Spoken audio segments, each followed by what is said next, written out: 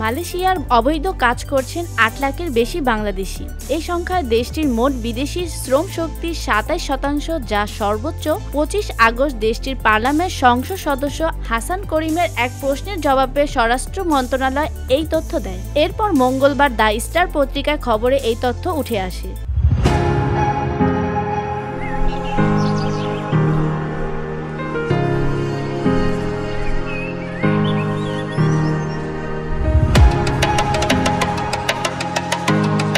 মালয়েশিয়ার ইমিগ্রেশন বিভাগের তথ্য অনুযায়ী চলতি বছরের জুন পর্যন্ত অস্থায়ী ওয়ার্ক পারমিটে কাজ করেছেন ৮,০৩,৩৩২ জন বাংলাদেশি। তারা মূলত স্বল্প দক্ষ খাতে কর্মরত।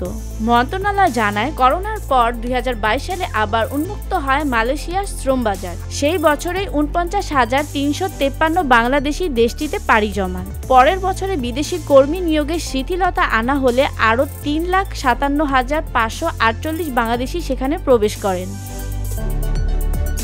তবে কিছু দুঃসংবাদ রয়েছে।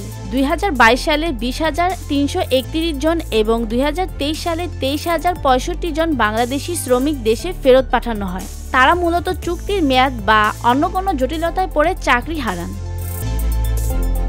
VOD Bangla news desk.